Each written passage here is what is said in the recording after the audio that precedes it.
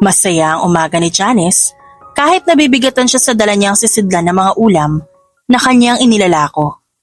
Ulam kayo dyan, sobrang sarap nito! Sigaw ni Janice habang nakangiti. Tirik na tirik ang araw kahit umaga pa. Gayunpaman, walang pakialam si Janice. Dahil para ito sa kanyang pangarap. Ining, pabili nga ng isa. Wika ng isang matandang babae. Ngumiti siya at agad huminto sa harapan nito. Binigyan niya ito ng ulam. Pagkatapos agad siyang lumakad. Bili na kayo ng ulam ko, sobrang sarap nito kasing sarap ng umagang kay ganda.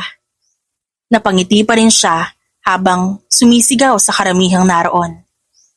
Hanggang sa marami na ngang bumili sa kanya at walang mapagsidla ng kanyang kasiyahan. Maraming salamat po sa inyo. Pasasalamat pa ni Janice bago siya umalis. Ilang minuto ang kanyang paglalako. Medyo matumal na ang bentahan. Papaliko na sana siya sa isang kalye. Napahinto siya na may tricycle na papunta sa kanyang direksyon. Hoy! Ano ba yan? Sigaw ni Janice na parang mapipigilan niya ang tricycle. Babae, umalis ka dyan! Sigaw na nagmamaneho. Sa puntong yon, kinakabahan na si Janice na baka may mangyaring masama sa kanya. Hoy! Huwag kang pumunta sa direksyon ko! Nagpapanik na sigaw niya. Ngunit huli na ang lahat. Malapit na ang tricycle sa kanyang direksyon. Hindi rin niya maigalaw ang katawan sa sobrang kaba. Shit, babae! Umalis ka! Mabubunggo kita! Parang nabibingi si Janice. Wala siyang magawa sa minutong yon. Babae! Hoy! Sigaw pa ng driver. Napapikit na lamang si Janice ng kanyang mga mata.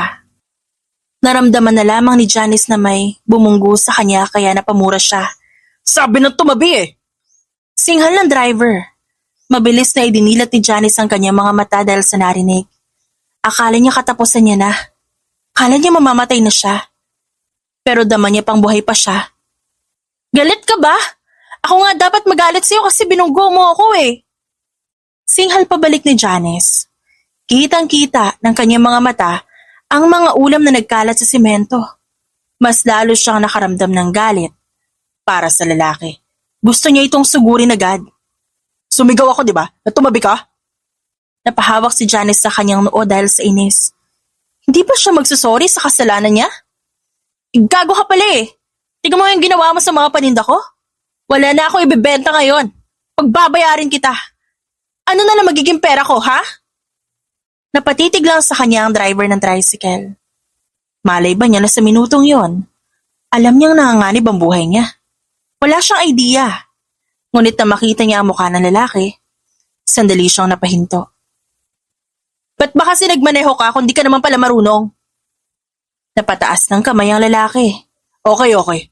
Patawarin mo ako sa nagawa kong kasalanan. Hindi ko sinasadya. Nawala ng brake tong tricycle. Hindi ka sincere sa mga sinasabi mo, lalaki. Papakasuhan kita. Tignan mo ang damage na binigay mo sa mga paninda ko. Narinig ni Janice ang pagsinghap nito. Sorry na. Di ko naman talaga sinadya ang pagkakabangga ko sa iyo eh. Kung nakinig ka rin talaga, sa sinigaw ko sa iyo, di sana hindi ka nagmamaktol dyan. Hindi makapaniwala si Janice sa kanyang narinig. Napakuyom ang kanyang kamao sa sinabi nito. Ganun ba kahirap sa'yo? Para hindi magsabi ng sorry na galing sa puso, ha? Galit niyang tanong dito. Nag-sorry na ako, di ba? Hindi ba yun sapat para sa'yo? Naiinis na talaga si Janice sa mga oras na yon. Mabilis siyang kumuha ng maliliit na bato sa tabi. Tapos ano? Hindi mo ako babayaran sa damage na nagawa mo sa akin, ha? Singhal ni Janice. Tinaas niya ang kamay habang may hawak na bato. Kita niya naman ang takot ng lalaki. Kalma ka muna, miss. Mapag-uusapan naman natin to, babayaran kita. Kunot na kunot ang noo ni Janice. Mabilis ka lang palang kausap eh. Bayaran mo itong mga ulam. Gastos ko niyan 1,000. Napangiti sa kanya ang lalaki. Akala ko naman kung gaano kamahal. Nagtaas ng kilay si Janice at namewang din siya sa harapan nito. Minamaliit mo ba ako? Hoy, wag kang ganyan ah. Isa ka lang ding tricycle driver. Dinuro talaga niya ang lalaki sa mukha dahil sa inis. Umatras naman ito. Di ko naman sinasabi yun ah. Ano bang pinuputak mo dyan? Ano bang pinuputok ng butsi mo? Kumukulo na talaga ang dugo ni Janice. Mabilis niya itong binato. Nasapol ito sa may tiyan. Aray, ang brutal mo naman. Hindi makapaniwala si Janice na makakatagpo siya ng lalaking ganito ang ugali ngayon. Kaya mas paninindigan pa lalo niya ang kanyang galit. Bagay na bagay talaga yan sa'yo, sobrang yabang mo. Singhal niya dito. Umatras pa lalo ang lalaki. Natakot na yata talaga ito ng tunay. Babayaran naman talaga kita eh. Kumalma ka nga muna dyan. Mga babae nga naman talaga. Pinagtaas na lamang niya ito ng kilay. Sa puntong yon, na-realize na medyo responsable din naman pala ang lalaki. Wala ka bang ibang nararamdamang sakit? Sa katawan mo? Para madala kita sa ospital? Pinakiramdaman naman ni Janice ang kanyang katawan. Wala naman siyang natamong malubha. Galit lang talaga siya sa lalaking kaharap. Gusto ko lang, bayaran mo yung damage na to. Sabi ni Janice sabay turo sa mga ulam na paninda. Babayaran kita. Siya nga pala, ako nga pala si Jameson. Kumalma ka muna dyan kasi ayusin ko muna tong tricycle na to. Kailangan ko na ng pera kasi uuwi na ako. Maglalako pa ako mamayang hapon. Napalingon agad sa kanya si Jameson. Matamis itong umiti, kaya bigla siyang nakaramdam ng kaba sa ngiting iyon. Hindi niya maintindihan ang kanyang sarili. Okay, babae. Kumuha na ito ng pera sa wallet. At nang lumapit sa kanya si Jameson, napatingin siya sa pera nito. Kumunot ang noon ni Janice. Sobra yata yan. Reklamo niya. Ngumiti lang ng matamis ang lalaki. At hindi talaga mawari ni Janice kung sa minutong niya nasisiyahan siya sa nakikitang ngiti ng binata. Ayos lang. Marami akong pera. Bayad ko na rin yan sa pagbunggo ko sa'yo. Sana nga lang hindi ka rin magdemanda. Napabuntong hininga si Janice at kinuha ang pera ng walang pag-aalinlangan. Gusto rin naman niya ng maraming pera, kaya kukunin niya ang binibigay ni Jameson. Ayos na. Wala akong problema. Galit lang talaga ako kasi binangga mo ko. Tumangutango lamang si Jameson. Hanggang sa umalis na ito sa kanyang harapan. Pinulot na rin ni Janice sa mga ulam na sa tingin niya, hindi na maibibenta talaga. Ilang minuto pa ang lumipas, nang matapos na siya, aalis na sana siya pero nagsalita ang lalaki. Wait miss, pwede ko ba malaman ang pangalan mo? Kumabog ng mabilis ang puso ni Janice. Shit, bakit nagkakaganito? Tanong niya sa sarili. Unti-unti siyang lumingon sa lalaki. Bakit? Napakamot si Jameson sa kanyang batok. Wala lang, gusto ko lang malaman. Kung ganon, hindi importante na malaman mo yung pangalan ko, no? Pangalan lang eh, ang damot mo naman. Tumalikod na siya ulit dito. Janice ang pangalan ko. Pagkatapos niyang sabihin yon, naglakad na paalis si Janice. Baka kung ano pa ang kanyang maisip. Kinabukasan, masaya lang si Janice dahil marami-rami siyang paninda dahil sa perang binigay ni Jameson. Nagulat pa nga ang kanyang mga magulang kung bakit ang dami niyang perang dala. Sinabi naman niya agad ang lahat tungkol sa nangyari. Anak, mag-ingat ka ha. Baka kung ano pa mangyaring masama sa'yo. Anang kanyang mama na si Trina. Opo, ma. Sadyang malas lang ako kahapon.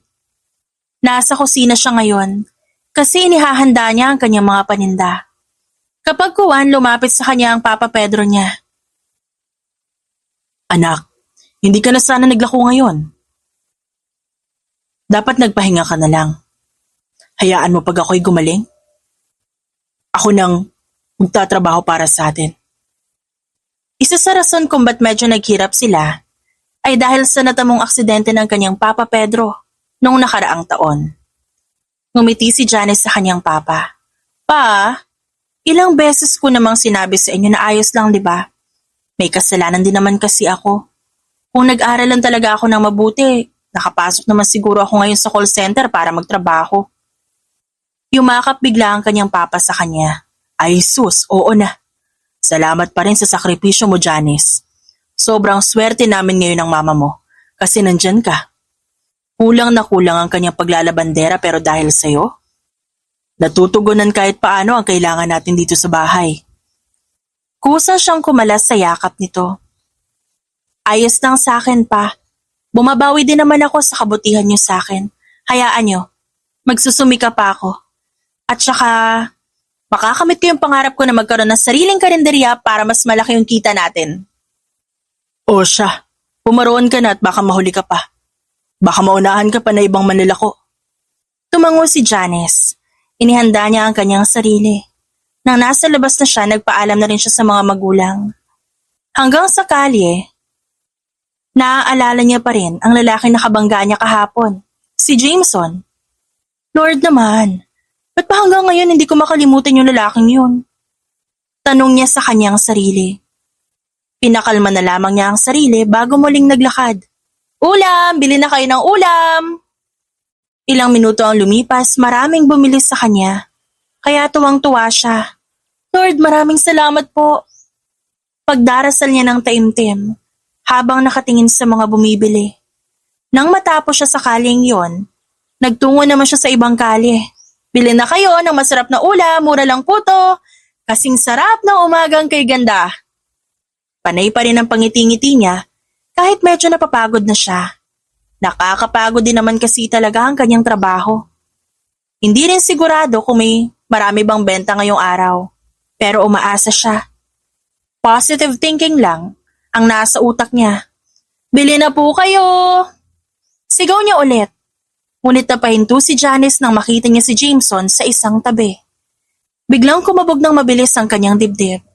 Hindi niya ito inaasahan na makikita ulit. Dahil nakatingin siya sa direksyon nito, alam niyang nakamasid dito sa kanya. Ba't ba siya dito pa nakatingin? Bibili ba siya? Tanong niya sa sarili. Nang makabawi si Janice, umakbang na lamang siya ulit. Ulam kayo dyan, mura lang pero masarap na. Masaya niyang sigaw, kahit medyo nahihiya siya dahil nandyan si Jameson sa tabi. Gayunpaman, sinabihan niya ang sarili na kumalma at hindi niya maintindihan ang kanyang sarili sa mga sandaling yon. Miss Janice, pabili nga ng ulam. Nahinto si Janice. Hindi niya namalaya na sa kanyang likuran, naroon na pala si Jameson. Unti-unti niya itong nilingon. Hindi ko to binibenta sa mga taong kagaya mo. Asik naman ni Janice dito. Mismong siya hindi makapaniwala sa kanyang inasal. Sa sandaling yon gusto na lamang niyang magmaldita dito. Ang maldita mo naman, bibili lang eh. Ganun ba? Sa iba ka na lang bumili. Tinawanan lamang siya ni Jameson. Lalakad na sana si Janice nang muli itong nagsalita. Seryoso ako, Janice. Pabili ng ulam kasi nagugutom na ako. Napabuntong hininga si Janice. Kahit naman kasi naiinis siya sa lalaki dahil sa ginawa nito kahapon. Hindi siya pwedeng hindi magbenta sa taong nagugutom. Ilan ba bibilin mo? Pabagsak ang kanyang tono. Ngumiti lang sa kanya ang binata. Ganyan ba talaga mga tindera? Masungit at maldita? Hindi ako nakikipagbiruan sa'yo. Ilan ba talaga bibilin mo? Magrereklamo ka ba kung lahat yan bibilin ko? Napatitig na lamang bigla si Janice sa lalaki. Walang problema sa kanya ang bagay na yon. Pero sa nakikita niya sa mukha ni Jameson, parang pinaglalaroan lamang siya nito. Alam mo kung naiinis ka lang talaga ng tao, humanap ka ng kausap mo. Papasanin niya na sana ang sisidlan. Ngunit agad siyang nahawakan ni Jameson sa braso. I'm being serious here, Janice. Isa sa naging rason kung ba't napatulala si Janice ay ang pagsasalita nito ng Ingles na parang isang native na American. Hindi talaga siya makapaniwala. At isa pa, ang nakahawak na palad dito sa kanyang braso. Lord, ano ba ito nangyayari sa akin? Tanong niya sa sarili. Shit, napa-English ako. Iba talaga kapag may kaibigan matatalino. Ani Jameson sa sarili. Kumunot ang noo ni Janice. Hindi niya mawari kung anong gusto nitong ipahiwatig. Gayunpaman, hindi pa rin siya makamove on sa nangyari. Bitiwan mo nga yung braso ko? Mabilis naman siyang binitiwan ni Jameson. Maniniwala ka naman siguro. Bibiling ko talaga lahat yan. Manilibre ako ng kasamaan ko sa pagpapasada. Na-realize agad ni Janice na hindi naman niya kailangan pang magpatumpik-tumpik pa.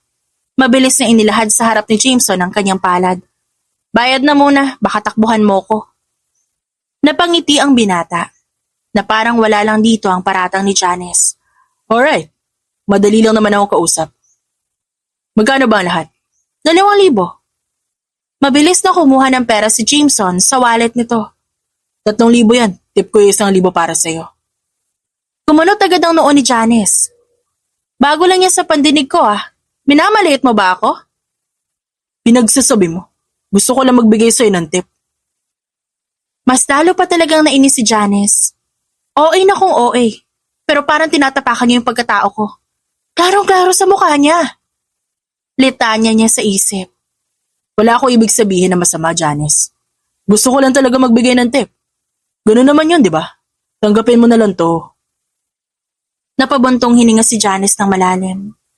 Hindi niya lubos maisip na makikita niya ito ngayon. At mukhang talagang nananadya si Jameson. Aalis na nga ako. Janice, teka. Ba't ka ba ganyan?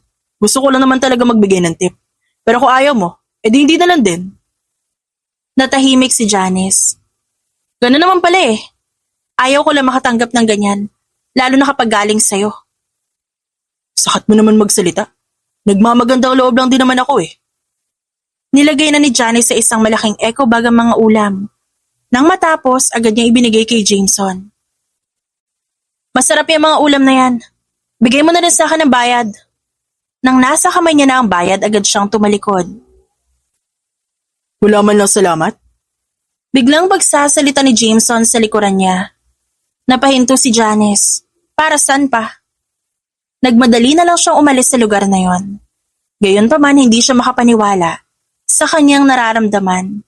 Alam ni Janice na may mali. Napasigaw na lang siya nang makarating siya sa sala ng kanilang bahay. Nagmamadali namang pinuntahan siya ng kanyang Papa Pedro. Tila nababahala ito. Anak, ano nangyari? Ang aga mo yata umuwi ngayon. Basta ba paninda mo? Sunod-sunod nitong tanong. Hindi maiwasan ni Janice ang mapangiti. Sadyang hindi lang talaga niya mapigilan ang kanyang nararamdaman. Binili po ng isang lalaki ang lahat ng benta ko. Napangiti naman ang kanyang Papa Pedro. Kung ganun, ba't bigla kang sumisigaw? Nagpamewang si Janice. Kasi naman po, hindi ko alam tong nararamdaman ko. Naiinis na talaga ako sa sarili ko. Tungkol saan naman yan? Mabuti na lang talaga meron siyang mga magulang na marunong makinig sa hinanaing ng anak. Hindi hinahayaan ng mga ito na mabaliwala ang kanyang nararamdaman. Tungkol po ito sa lalaking bumunggo sa akin kahapon at bumili ngayon ng paninda ko. Tapos, Papa naman, huwag niyo naman akong tawanan. Mukha kasing nananadya ang lalaking yun Baka may gagawin siyang masama sa akin, hinala ko talaga. Sumbong niya sa papa niya. Hindi na nga napigilan ng kanyang papa ang pagtawa. Alam mo anak, kung di lang talaga kita anak, iisipin ko nag-aadik ka. Baka may gusto lang talaga sa iyo yung lalaking yan. At saka baka nagkataon lang. Nagtampo na agad si Janice. Tumayo siya habang nakakrus ang kanyang braso. Si mama na nga lang kakausapin ko. Mabilis siyang pumasok sa kanyang munting silid. At nang makasampa siya sa kama, tinabunan niya ng una ng kanyang muka. Upang sa ganon, hindi marinig ng kanyang Papa Pedro ang kanyang pagtili. Sino ba kasi yung lalaking yun? Nakakainis talaga siya. Reklamo niya sa sarili. Namalaya na lang din niyang nakatulog na siya. 2 buwan ang nakalipas. Naisipan ni Janice na sa hapon na lang siya maglalako ng ulam. Nakalimutan na rin niya ang lalaking gumambala sa kanya ng ilang mga araw. Ulam kayo dyan! Maraming lumapit sa kanya, nabibili. At bumili nga ang mga ito. Kalahati na rin ang natira sa kanyang paninda. Bili na po kayo! Sigaw pa niya nang makarating sa isang kali na sobrang daming tao. Maraming lumapit sa kanya, mga babaeng may pamilya na. Hanggang sa naubos na nga ang mga yon. Habang nasa daan na siya pauwi, bigla siyang napahinto nung makakita siya ng rambulan. Lord Jesus! Oh my God, anong gagawin ko? Malapit lang kasi siya doon at baka madamay siya. Ngunit doon lang niya napagtanto na hindi naman pala yun rambulan. Pinagkakaisahan lang pala ng mga lalaki ang isang nakahandusay na lalaki sa simento. Shit! Wala pa naman akong dalang cellphone para tumawag ng tulong sa mga pulis. Hanggang sa umalis na nga ang mga nambubugbog. Mabilis na nilapitan ni Janice ang lalaki kasi naawa siya rito. Ngunit nang mahagod niya ang mukha nito, napagtanto niyang kilala niya ito. Jameson? Mahinang tanong niya dito. Kinabahan agad si Janice. Tulungan mo ko. Pagmamakaawa ng binata, tumangutango si Janice. Lumingon siya sa paligid. Hihingi ako ng tulong, Jameson. Walang ibang naramdaman si Janice kundi kaba at awa para sa lalaki. Tumayo na muna siya para humanap ng tricycle. Nang makahanap siya, agad niya itong pinakausapan na dalhin agad sila sa pinakamalapit na ospital. Dadaling ka na sa ospital, hindi na tayo maghihintay ng ambulansya kasi matagal pa yung darating. Pagpapaliwanag niya kay Jameson. Tanging mahihinang pag-ungo lang ni Jameson ang narinig ni Janice. Ba't ba kasi nagpabugbog ka pa? Hindi ka ba marunong makapagsuntukan? Sunod-sunod niyang reklamo kay Jameson. Kahit alam niyang hindi ito sasagot. Tara naman nung, baka kung mapano pa to. Nagmadali silang bumiyahe. At nang nasa ospital na sila, agad silang sinalubong ng nurse. Ano nangyari sa kanya, miss? Tanong ng isang lalaking nurse at nakita niya ang name tag nito at James ang pangalan. Nabugbog po yan sa kalye eh. Sagot naman ni Janice na hanggang ngayon nagpapanik pa rin. Tumango naman ang nurse. Hanggang sa maayos nang pinasok sa emergency room si Jameson. Kinakabahan man si Janice. Kinausap niya ang ibang nurse para matawagan ang pamilya ni Jameson. Samantalang siya uuwi muna para ipag-alam sa kanyang pamilya ang nangyari. 2 araw nang hindi nakabalik agad si Janice. Natakot siyang makita si Jameson. Anak, hindi mo man lang ba pupuntahan yung tinulungan mo? Napabuntong hininga si Janice sa tanong ng kanyang mama Trina. Wala siyang ibang iniisip kundi ang kalagayan ngayon ni Jameson. Kung ayos na ba ito? Ma, may pamilya naman si Jameson. Mas mabuti na rin na hindi kami magkita. Wala naman akong importansya doon. Baka ano pang sabihin nila. Paliwanag niya. Anak, kung ano-ano na lang iniisip mo. Alam ko nag-aalala ka sa lalaking yun. Kukumustahin mo lang naman. Wala ka rin namang gagawing masama. Napaupo na lamang si Janice sa kanilang upuan. Sige na nga, pupuntahan ko na lang talaga mamaya ang lalaking yun. Pagsapit ng hapon, at nang matapos na rin siya sa ginagawang paglalako, agad siyang umuwi ng kanilang bahay. Mag-ingat ka dun, ha? Bilin ng kanyang mama Trina. Tinungo na agad ni Janice ang ospital. Nagtanong siya sa mga nurse kung saang room ang lalaki. Huwag ka kakabahan, Janice. Kumustahin mo lang naman yung lalaking tinulungan mo, di ba? Paalala niya sa sarili. Ilang saglit pa kumatok siya sa silid. Nasa private room pala ito. Napatanong si Janice kung bakit afford dito ang private room. Samantalang isa lang naman itong tricycle driver. May bisita yata yung anak natin, Han? Dinig yun ni Janice mula sa labas. Mas lalo siyang kinabahan sa tono ng pananalita ng mga ito. Na tila talagang may kaya sa buhay. Come in? Pinagbuksan siya nito ng pintuan. At nang makita niya kung sino ang naroon sa loob, tiningnan siya nito mula ulo hanggang paa. Magandang umaga po. Gusto ko lang pong bisitahin si Jameson. Aniya sa mga ito. Nakita niyang umiti ito ng genuine. Oh, hi. Ikaw ba ang tumulong sa anak ko? Nag-aalangang sumagot si Janice. Baka kung ano isipin ng mga ito. Mom, is that Janice? Sa pagkarinig niya ng boses ni Jameson, tila nawala ang pangamba niya. Alam niyang wala siyang karapatan na damhin yon. Alam niyang mali pero hindi talaga maiwasan ni Janice. Ako nga po pala si Janice. Hindi nawala ang ngiti sa labi nito. Wow, ang ganda pala talaga ng babaeng tumulong sa aking anak. Ilang beses na ako nakarinig ng kwento tungkol sa'yo. Natigilan si Janice. Parang may bumaras sa kanyang lalamunan. Ayos na po ba si Jameson? Tanong na lamang ni Janice at ayaw niyang sagutin ang sinabi nito dahil nahihiya siya. Oo, sorry halika. Pasok ka dito at makapag-usap kayong dalawa. Ako nga pala si Christine. Salamat po. Ako nga po pala si Janice. Pag-uulit niya sa pagpapakilala. Bigla siyang hinawakan nito sa kamay at hinila papasok ng silid. Nagtaka talaga si Janice kung bakit ganito ang inaasal ng mama ni Jameson sa kanya. Ngayon pa lang sila nagkita pero kumakaasta ito.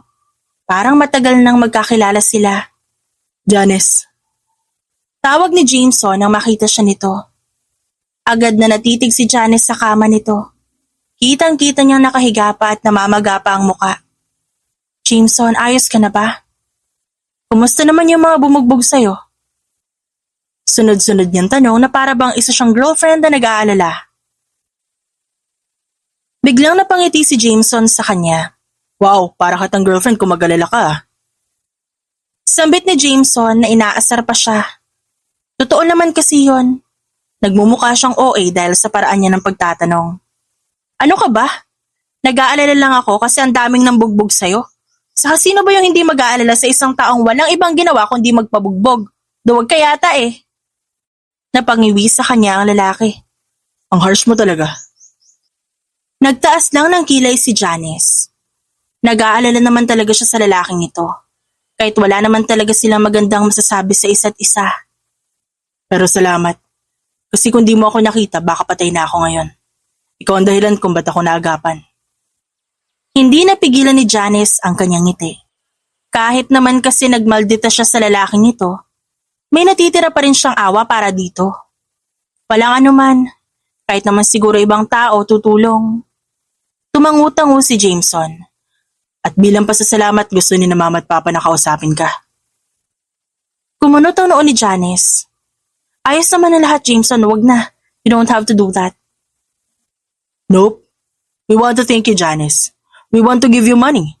Huwag mo isipin na dahil sinagip mo ang anak namin, sasabihan ka namin mukhang pera. Dahil talagang ito ang aming kasiyahan. Paliwanag ng ama ni Jameson. Ayos lang po talaga ako, hindi na po kailangan ng pera. Ayaw niya talagang mangyari yon. Ngunit tumayo ang mama ni Jameson na si Christine. Mas lalong kumabog ang kanyang dibdib. Iha, kung di mo ito tatanggapin, magagalit ako. Gagawa talaga ako ng paraan para tanggapin mo ang pera. Pasasalamat namin to sa'yo. Napatingin si Janice kay Jameson at matamis ito nakangiti sa kanya. Ayos lang. Ganyan talaga mga magulang ko sa tuwing may tumutulong sa amin. Walang ibang ibig sabihin yan kundi kagandahang loob. Sige po, tatanggapin ko po yung pera. Nagdadalawang isipan niyang sambit. Hindi naman kasi siya sanay sa ganung bagay. Bago kay Janice na may ganong prinsipyo ang isang tao. Bigla niyang naramdaman na humawak sa kanyang balikat si Christine. It's really fine with us, Janice. You helped our son. Hindi ganon ang gawain ng ibang tao. Paliwanag dito habang nakangiti. Napangiti rin si Janice kahit nahihiya. Ang swerte naman ng lalaking to. Aniya sa isip. Maraming salamat po, Miss Christine. Binibisita ko lang talaga si Jameson dito. Ngunit tatanawin ko pong tulong tong binibigay niyong pera. Pasasalamat ni Janice. Tumangutango si Christine. Si Jameson naman, nakangiti na parang may malalim na iniisip. Uuwi ka na ba agad, iha? Tumango siya dito. Maglalako pa po kasi ako bukas ng ulam. Saka magluluto pa ako mamaya. Oh, I did not expect that. Hindi makapaniwalang sagot ni Christine. Sa tingin ni Janice, hindi pa alam ng mga ito ang tunay niyang trabaho. Ayos lang naman yun sa kanya. Ang totoo po niyan, yun po yung trabaho ko. Naglalako po ako ng mga ulam na niluluto. Kitang-kita niya ang pagkamanghas sa mukha ni Christine. Don't get it wrong, iha. Ang bata mo pa kasi para magbenta. Hindi ka ba nag-aaral? Tumango si Janice nang nahihiya. Mahirap lang po kasi kami. Hanggang senior high school lang po ang natapos ko. Biglang lumayo si Christine sa kanya. Tinignan niya ulit si Jameson na nakangiti lang. Uwi na ako, Jameson. May gagawin pa talaga ako eh. Magpagaling ka ha. Pagpapaalam niya sa lalaki. Tumango si Jameson sa kanya. Nang malapit na siya sa pintuan, bigla siyang hinawakan ni Christine sa braso. I want to talk to you some other time, iha. Ito, kunin mo na itong pera. Tinignan niya isang envelope na malaki at tila maraming laman at nag-aalangan pa siyang kunin yon. You have to take this, Janice, and I hope to see you again. Nahihiyang kinuha niya ang envelope. Maraming salamat po talaga. At yumuko pa siya. Nang makapagpaalam na siya, nagmadali na siyang umalis. Sa kanyang isipan, napakaswerte ni Jameson bilang anak ng mga ito. Isang linggo nga ang lumipas, hindi na nakita ni Janice si Jameson. At kahit anong pigil ni Janice sa sarili na wag itong isipin, hindi niya magawa. Ma, sa susunod na buwan po, ipapatayo ko na po yung pangarap nating karinderya. Imporma ni Janice habang naghahanda sila ng ulam na ilalako. Kitang-kita niya ang pagngiti nito.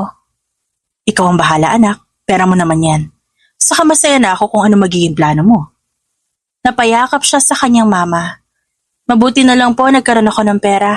Kundi dahil sa mga magulang ni Jameson, di ko matutupad ang pangarap ko para sa inyo. Walang araw ka talaga hindi mo nababanggit ang pangalan ni Jameson, ano? In love ka na ba, anak? Tanong ng kanyang mama at nakangiti pa na tila ng aasar sa kanya. Tumawa siya ng mahina. Hindi naman ho. Gusto ko lang talaga magpasalamat sa kanya. Ganito siguro ang hatid kung tutulong ka sa isang tao. Sa tingin ko anak, gusto ko ni Jameson. Kahit hindi ko pa nakikita ang binatang yan, nararamdaman ko na gusto ka niya. Natigilan si Janice. Napaisip siya kung yun ang nararamdaman ni Jameson para sa kanya. Manaman, hindi naman siguro ganon, mabait lang yung tao. Pagdadahilan ni Janice. Gayon pa man, hindi niya mapigilan ang kilig na kanyang nararamdaman. Aminin mo nga sa akin anak, may gusto ka ba sa lalaking yon? Tanong nito na nagpatigil sa kanya.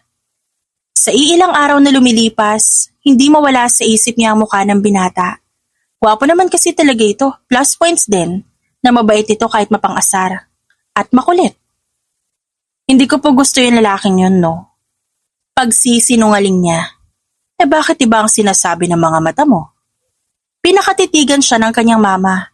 Ikaw talaga kung ano-ano pang sinasabi mo dyan, mama. Tumigil ka nga. Maglagay ka na lang ng ulam dyan. Ngunit hindi pa rin tumigil sa pangungulit sa kanya. Hindi rin naman siya bumigay. Hanggang sa natapos na sila, naglako na ulit siya ng paninda.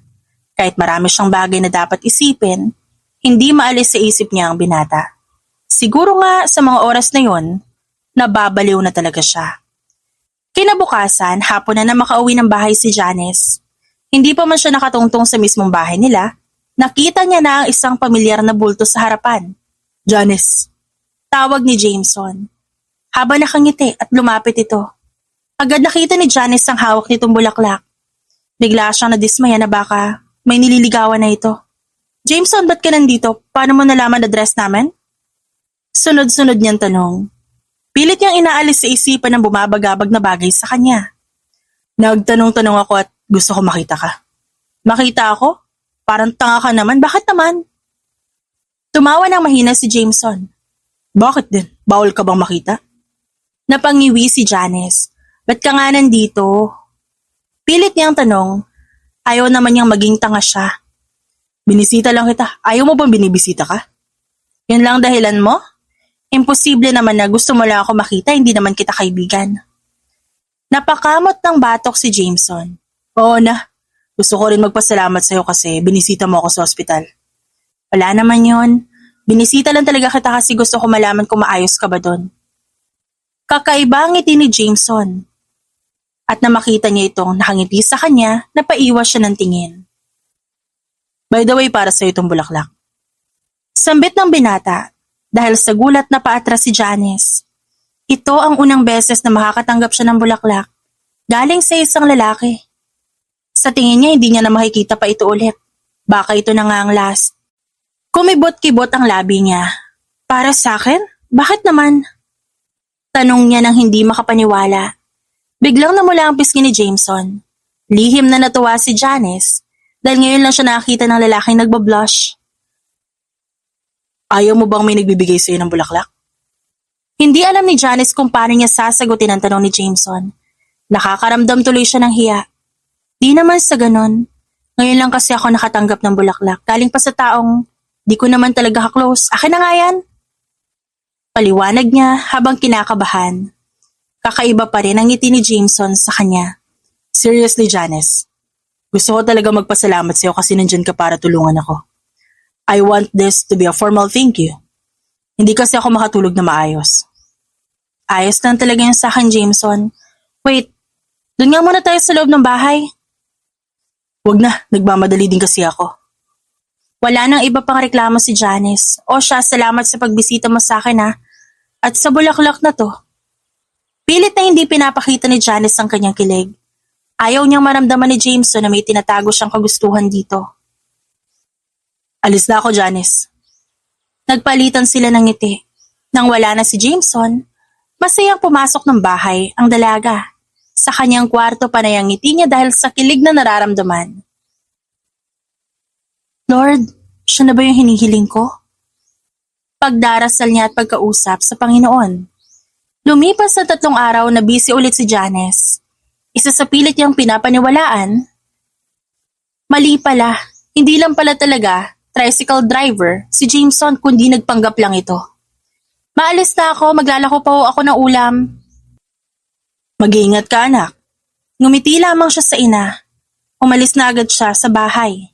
Ngunit di pa man siya nakalabas ng kanilang bakuran, nakita niya na si Jameson. Nakasakay ito sa tricycle nito. Hi! Magandang umaga sa'yo, Jameson. Ang aga mo yata ngayon. At saka di ba mayaman kayo? Ba't ka nagiging tricycle driver kapag umaga? Dahil sa kanyang sunod-sunod na tanong, napatawa ng mahina si Jameson. Ang dami mo namang tanong. Ano naman ang uunahin ko dyan? Ganito na lang. Ba't ka nandito nang ganito kaaga? Biglang tumitig si Jameson sa kanya. Tutulungan kita magbento ng ulam. Dahil sa sagot na yon napaatras si Janice. Wala sa isip niya na mangyayari ito. Jameson, nagbibiro ka lang ba? Hindi naman ako mapagbiro ah. Kailan ba ako naging malokong tao? Seryoso nga, Jameson. Alam mo, sa totoo lang nagsasayang ka lang ng oras dito. Baka may mas importante ka pang gagawin. Ani Janice sa lalaki. Ayaw naman ni Janice na maging abala pa siya sa lalaki. Hindi naman ako nag-aaksaya ng oras sa'yo. Gusto ko lang tumulong sa'yo. Halika na, sumakay ka na dito. Napatitig saglit si Janice. Kung ganon, di ko yan tatanggihan ha. Mabilis siyang lumapit sa tricycle at tinulungan pa siya ni Jameson na maglagay ng paninda sa loob. At may tanong pala ako. Alam ko matagal mo nang gustong marinig ang sagot dyan. Nagpapanggap lang talaga ako bilang tricycle driver kasi nahihiya akong aminin sa'yo eh. Ano ba yan? Ang dami pang sinasabi. Diretsuhin mo na kasi. Okay. Nagpanggap akong tricycle driver kasi gusto ko makita kita araw-araw na naglalako. Ngunit naguluhan si Janice. Naalala mo ba? Yung araw na nabangga kita. Di ko yun sinadya ha. Pero nangyari. Pero yung totoo gusto ko lang talaga magpapansin sa'yo eh. Kasi gusto talaga kita, Janice. Unang kita ko pa lang sa'yo dun sa park talagang kakaiba na yung naramdaman ko. Walang imik si Janice at biglang bumilis ang tibok ng kanyang puso. Huwag ka magalit sa akin ha. Sana di mo ako layuan. Hindi ko alam kung maniniwala ba ako sa'yo. Nagbibiro ka lang siguro. Saka sino ba ang lalaki na magpapanggap para sa babaeng nagugustuhan niya? Tinawanan siya ni Jameson. Kung ayaw mo maniwala, nasa'yo na yan. Kaya ko na may paliwanag sa'yo lahat eh. Napabuntong hininga si Janice. Talaga ba nagsasabi ng totoo ang lalaking to? At saka gusto niya ako? Sa minutong yon, nagdadalawang isip siyang kiligin o maaawa sa sarili. Bahala ka nga dyan kung ano-ano na lang yung sinasabi mo. Singhal niya dito. Ayaw mang isipin ni Janice sa palagay niya may gustong ipahiwatig ang galaw ni Jameson ngayon. Totoo nga kasi. Wala kang ibang iisipin kundi yun lang. Alam mo, hindi ko maintindihan kung ba't mo sinasabi yan. Kaya kung ako sa'yo tumigil ka na lang.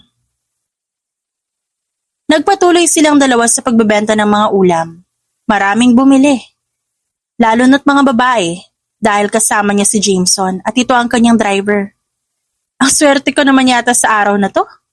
Ganyan talaga kapag gwapo kasama mo. Ikaw naman gwapo eh. Malay ba niya na sa minutong yon, ang gaan na kanyang pakiramdam habang nasa paligid si Jameson, na para bang matagal na silang magkakilala. Halika na, libre kita ng isaw dun. Hinila ni Janice si Jameson sa isang food court na malapit lang sa pinaghintuan nila. Huminto na muna ito sa paghila. Kumakain ka ba ng street foods? Di naman kasi ganyan ang mga mayayaman. Sambit niya. Ngumiwi ang bibig ni Jameson. Huwag mo na kasi ako tawaging mayaman. Ayaw ko talagang pag-usapan yung mga ganyang bagay. Bakit ba kasi? Ipapaliwanag ko na lang sa'yo lahat mamaya. Walang ibang nagawa si Janice at pumunta na sila ng food court. Marami silang kinain. Nagkwentuhan din sila. Alam mo ang weirdo mo. Nagpapanggap kang tricycle driver. Ano bang motibo mo? Ikaw lang talaga ang rason. Matagal na ako nagmamasid sa'yo sa malayo at nahihiya ako lapitan ka kaya nagpanggap akong tricycle driver. Di ko pa rin magets. Nakita ka to sa park, okay? Unang kita ko pa lang sa'yo talaga nabighani ako. Napag-isipan ko kapag nagkotse ako baka hindi mo ako lapitan o pansinin. Paliwanag pa ni Jameson. Yan lang? Pwede mo naman talaga ako lapitan eh. Kahit ano pa yung sasakyan mo. Natawa bigla si Jameson. Nakita ko kasi yung ginawa mo sa isang lalaki na nakakotse. Bigla mo na lang siya sinampal. Binasag mo pa yung salamin, ang maldita mo kasi. Biglang naalala ni Janice ang pangyayaring yon. Visitin kasi yung lalaki yun eh. Sinabihan ba naman akong gusto niya ako? Nang hindi ko naman siya kilala kaya ayun, sinampal ko at binasag ko yung kotse niya. Hindi niya alam kung paano paharapin ang lalaking yun sa totoo lang. Pero masaya siya na ginawa niya yun noon. Kilala ko kasi yung lalaking yun, Janice. Ha? Paano mo naman nasabi at paano mo yun nakilala? Si Miko. Best friend ko yun. Di sorry sa kanya. Di ko naman kasi siya type. Ako lang ba type mo? Hindi agad nakasagot si Janice. Medyo kinilig siya sa tanong na yun ni Jameson. Gayunpaman, pinigilan niya ang sarili. Kung ano-ano na lang sinasabi mo. Singhal niya dito na parang may galit talaga. Nag-alangan namang magsalita si Jameson. Ngunit marami pa silang napagkwentuhan kalaunan habang kumakain sa food court. At masaya si Janice. Walang kapantayang kasiyahan na nararamdaman niya sa mga oras na yon. Isang linggo silang magkasama ni Jameson ang hindi lang maintindihan ni Janice kung bakit mabilis lumalim ang kanyang pagkakagusto sa lalaki. At anong ginagawa mo ngayon? Wala naman. Naghihintay lang ako kung kailan ako magsisimula sa karinderya. Magkasama sila ngayon sa isang boulevard. Kinuha siya ni Jameson sa kanilang bahay para gumala sila at di naman niya ito matanggihan kasi kinukulit nga siya. Masaya ako para sa bagong karinderya niyo. Kaya nga hindi ako makapaniwala hanggang ngayon na nagawa ko to. Ipapasalamat din talaga ako sa kabaitan ng parents mo. Kundi dahil sa kanila, hindi ako makakapagsimula ng karinderya. Don't think of it. Alam ko na ikaw may dahilan kung ba't natupad ang pangarap mo na to. Pero may tanong ako sa'yo. Hindi mo ba ako gusto, Janice? Jameson, ano ba namang klaseng tanong yan? Sorry, pero yun nga, di mo ba ako gusto? Napatitig si Janice kay Jameson na para isa itong suspect sa krimen. Di ko alam kung ano to nararamdaman ko, Jameson. Ayaw ko naman sabihin sa'yo kasi baka masaktan kita. Saka hanggang sa oras na to, ayaw ko pa talaga makinig sa sarili ko eh. Gusto ko lang naman malaman. Gusto mo ba talaga ako, Jameson? Hindi mo ba ako niloloko lang? Sa puntong yun biglang hinawakan ni Jameson ang kanyang magkabilang kamay. At nagkatitigan sila sa isa't isa. Kailanman hindi ako nagbiro sa nararamdaman ko sa isang tao, Janice. Lumakas ang tibok ng kanyang puso. Jameson, para kasing hindi totoo yung mga sinasabi mo eh. Naguguluhan ako, kaya ayaw ko rin namang umasa sa mga pinapakita mong motibo. Napangiti ulit si Jameson. Sasagot na sana si Jameson ulit nang biglang may tumawag sa cellphone nito. Tiningnan na muna ni Jameson ang cellphone. Sasagutin ko muna yung tawag ni Miko. Kanina pa to nagte-text sa akin eh. Na nakikita niya raw tayo dito. Napakunot ang noon ni Janice. Sa isip niya ang weird naman ang ginagawa ng Miko na yon. Ngunit hindi pa man nakatayo si Jameson, may lumapit na sa kanilang lalaki. Jameson, kaya pala wala ka lagi sa bahay kasi parati mo kasama si Janice. Sa puntong yun kinakabahan si Janice. Hindi maganda ang atmosphere na dala ni Miko. Miko, ano bang gusto mo mangyari? Ba't ka ba nandito? Nakinig lang si Janice sa usapan ng dalawa. Masama ba kung nandito ako, Jameson? Natatakot ka bang agawin ko sa'yo si Janice? Pinagsasabi mo dyan, Miko. Umalis ka na nga, may ginagawa pa kami dito. Natawa lang si Miko at hindi talaga ito nagpaawat. Lumingon pa ito sa kanya at nagsalita. Mag-ingat ka sa lalaking to, Janice, binabalaan kita.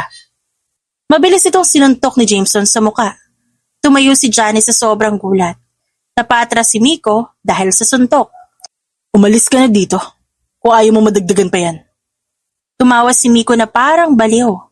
Mabilis din itong umalis. Nang silang dalawa na lang ang natitira, talagang natahimik si Janice. I'm sorry that it happened.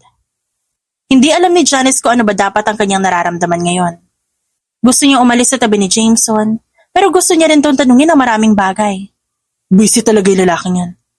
Kala ko ba best friend mo? Pero sige na, wag na nating pansinin yon.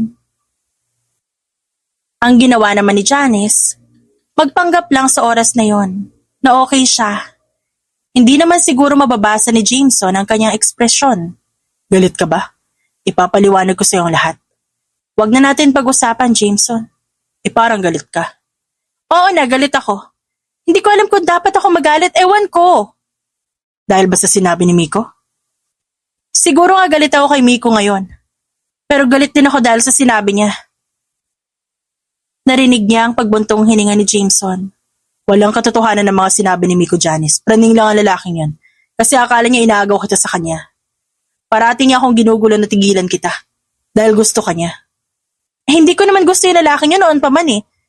Nakakabwisit talaga siya. Good to hear that. Ayaw ko rin naman mapalapit ka sa kanya. Hindi sa sinisiraan ko ang kaibigan ko. Parang gumaan naman ang pakiramdam ni Janice sa mga minutong yon. Uwi na tayo. Aya ni Janice kapag kuwan. Ngumiti lang si Jameson at tumango. Gumaan ang pakiramdam ni Janice. Gayon pa man, hindi mawala sa kanyang isipan ang sinabi ni Miko kanina. Kaya kahit nakauwi na siya sa bahay nila, iniisip niya pa rin yun. Kinabukasan maagang nagising si Janice dahil may naghahanap daw sa kanya. Anak, bilisan mo. Nasa kwarto pa man siya, nagmandali na siyang nagbihis. Sa isip niya, si Jameson na naman ito. Teka lang po, ba't pa kasi ganito agad pupunta yung lalaki niya ng aga-aga pa? May dala siyang mga bulaklak. Napangiti si Janice. Sa tingin niya bumabawi si Jameson sa mga nangyari kahapon.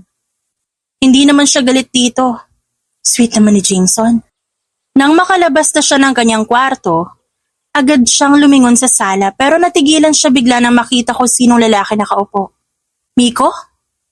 Matamis na umiti si Miko sa kanya. Talagang nawala ang ngiti sa labi ni Janice sa minutong yon. Dismayado siyang hindi si Jameson ang bisita. Alis na muna ako, nak.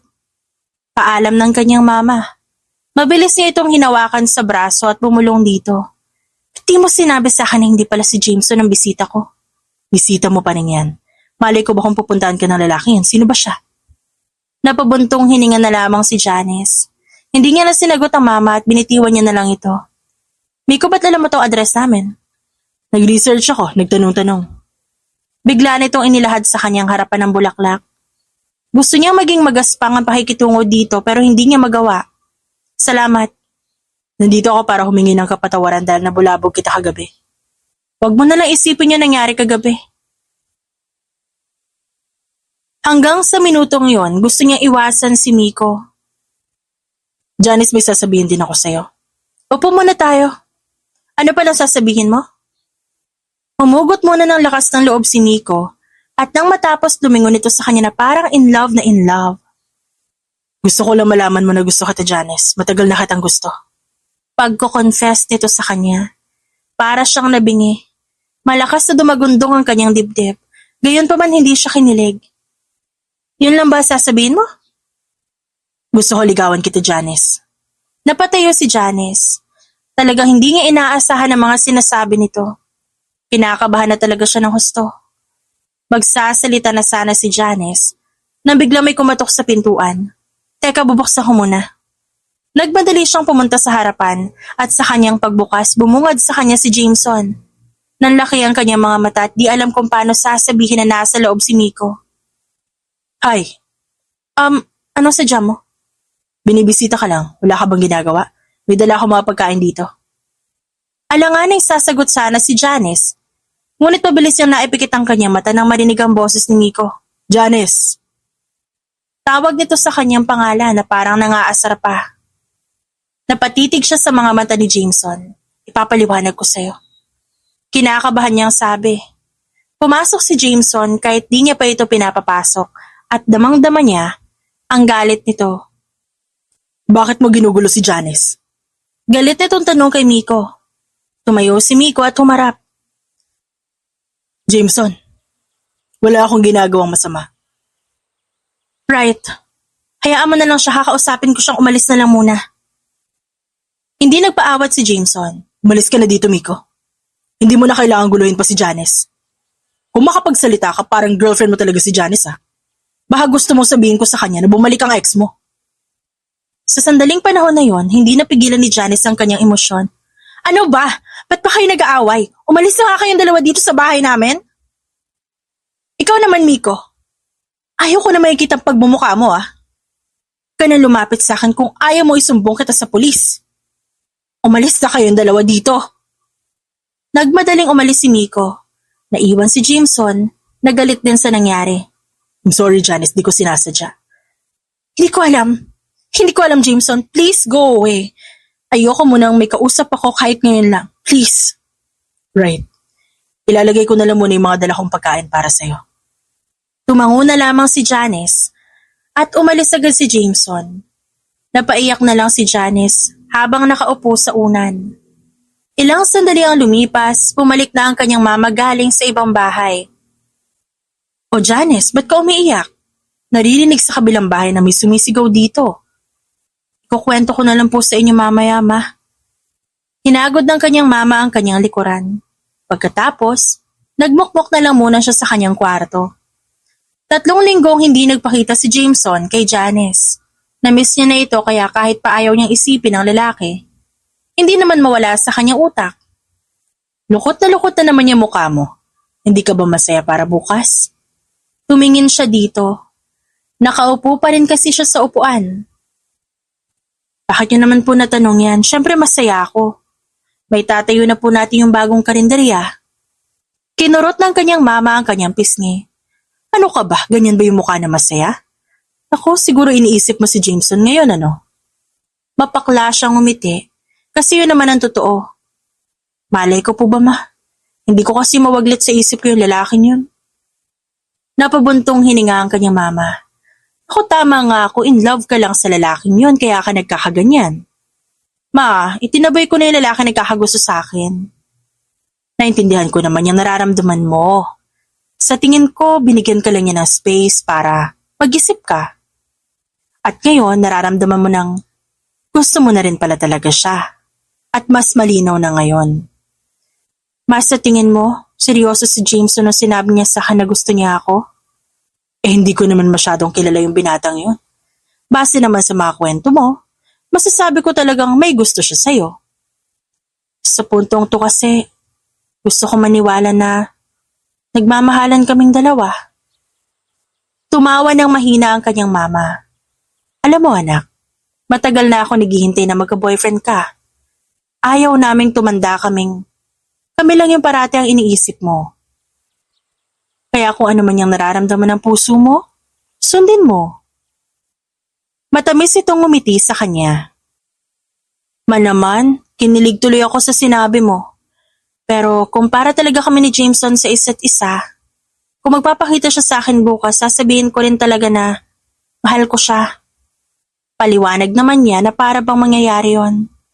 Umaasa naman si Janice na magpapakita sa kanya si Jameson. Kasi totoong mahal niya na ito. Sigurado ako magpapakita siya sa iyo, anak. Pero kung di man, marami namang lalaki sa paligid. Ngumiti na lamang siya, gayon pa man hindi pa rin nawawala sa kanyang isipan ang binata. Kinabukasan, maagang nagising si Janice dahil sa excitement na makita ang kanyang bagong karinderya.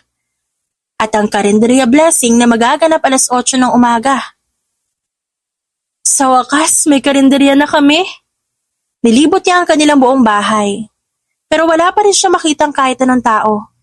Iniisip niya kung saan kaya nagpunta yung mga yon. Mga yon talaga?